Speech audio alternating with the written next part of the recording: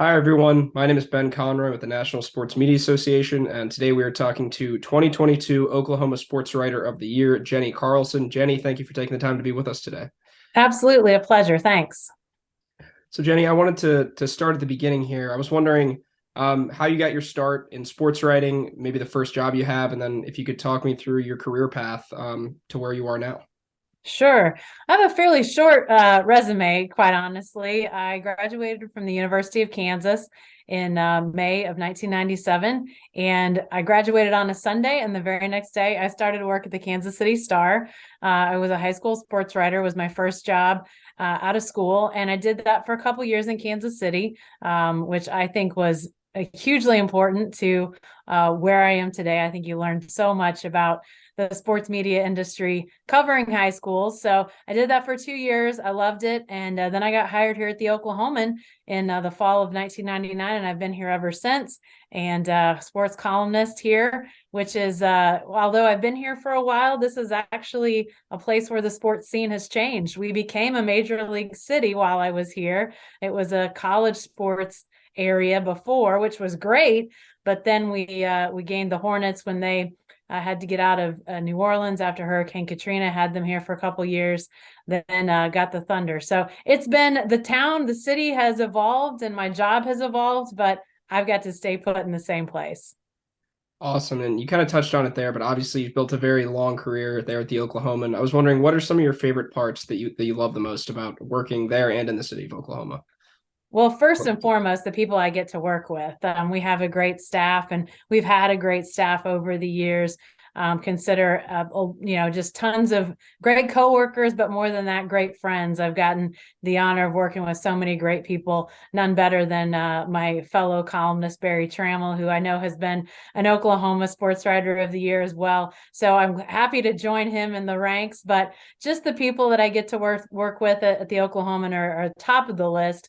But then I would say just the people in the sports scene I get to cover here on a regular basis. We've got, some of the best teams in the country playing here, whether you're talking about Oklahoma football, Oklahoma and Oklahoma State softball have been fantastic. We've gotten to see all sorts of great college teams. And then obviously the Thunder over their short tenure as a franchise have we've gotten to see some of the greatest players in NBA history play with that jersey on. And now we're getting to see a rebuilding franchise. So just getting to cover the stories and the people, I think, is the best thing beyond my coworkers. So definitely a lot of highlights I can point to over those 20 plus years at the Oklahoman. Absolutely. And it's a perfect segue into my next question. If you had to pick, one or two moments over the years that treasure the most or have been the most impactful, what would they be?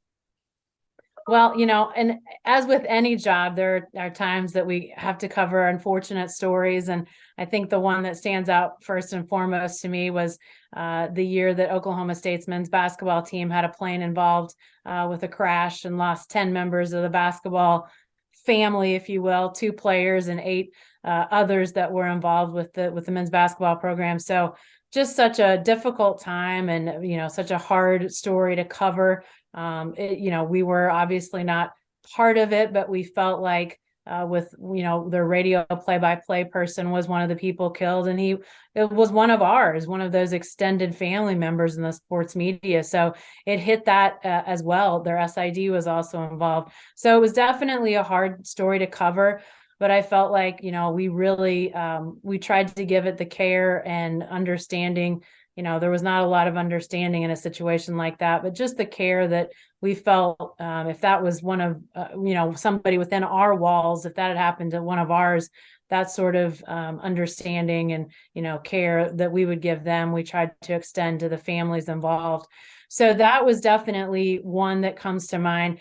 But then also, I talked about the Thunder earlier. When the Thunder made the finals, the NBA finals in 2012, that was very memorable for me, not just because I got a chance to cover that team throughout the season, through much of the playoffs, but I covered Media Day the day before Game 1 in Oklahoma City, and then promptly got a call saying that I needed to get to the hospital because I needed to have a C-section and deliver my daughter. So I was actually in the hospital during that NBA finals with my kiddo. So I remember that well, but maybe not for the same reasons that I had expected to. So a story that I will not forget, but has lots of layers for me personally. That sounds like a memorable time in your life for sure. It Um, was. so I wanted to ask, as someone who's, established such a lengthy and well distinguished career, what advice would you give to maybe a college student or a young person who's looking to land a job or get established in the sports media industry? For sure. I think a couple things come to mind. First is every assignment, every story is one that you can put your mark on. I remember early on in my career and even in my early days here in Oklahoma, getting sort of assigned or told, hey, why don't you go out and cover this event? And, sort of in the back of my head, I'm thinking, I don't know anything about that. I don't know what I will write. I don't know any of the athletes or, how this event even works. But after you research and look around a little bit, you can usually find a great story in any event. And so I think not seeing any assignment as a lowly assignment. I think it's always a chance to go out and tell a great story and really distinguish yourself as somebody who's able to do that. I think being willing to work hard and do those sorts of things is definitely important. And I still, even today, I don't see any assignment or game as somebody else's, or that's not something I will do. I actually just finished writing today a column on a local high school basketball team. So I love going out to high school events. If there's a junior high or youth event that we think is worth a story, I'm happy to go out and cover those events. So I don't think if there's a great story, I don't care if the athletes involved are getting millions of dollars or if they're getting orange slices at the end of the game. I will go out and cover it. So I think that's the first thing. And then the second thing is, and this is another thing that I really take to heart today, is continue to try to figure out ways to grow and get better. Have somebody that you believe can help you edit.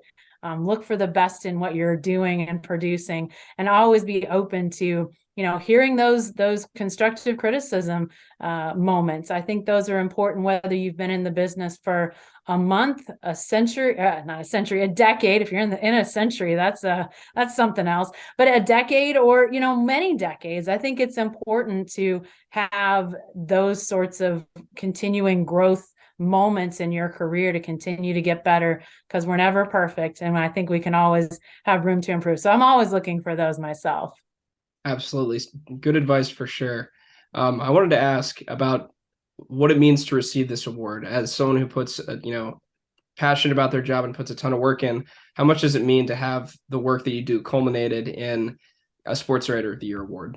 Yeah, it's not something that I ever set out to achieve. I don't think that many of us get into the industry for awards, but I think when you do your job and you do it to the best of your ability, oftentimes awards will follow. So I don't necessarily know if last year was my best year of my career. It's the first time I've won Oklahoma Sportswriter of the Year award, but I'm definitely honored to be in this group as a state Sportswriter of the Year now. Like I said before, not only coworkers of mine, but other people in our state that I've gotten to know have won the award. And so to join their ranks and to know the quality of professionals and people that they are, to now be with them, that's an honor in and of itself. So I'm very proud to be the Sports Writer of the Year from Oklahoma.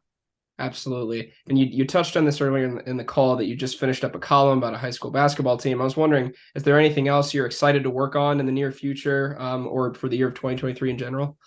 Yeah, for sure. After the football season wraps up, which feels like it wraps up later and later every year, we cover obviously the college basketball scene. And, it's still, we're waiting for that late signing day, but with the transfer portal and coaching changes, it just feels like that the end of the season is not really the end of the schedule.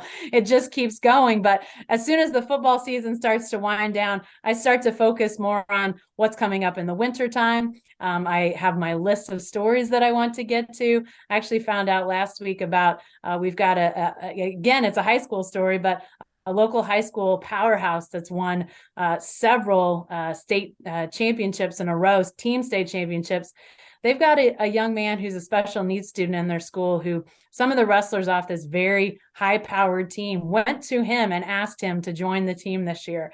And I'm really excited to tell that story. Obviously, the Thunder with their rebuilding roster, but with a player the caliber of Shai Gilgeous-Alexander, who I assume at some point here soon will be named to the All-Star team.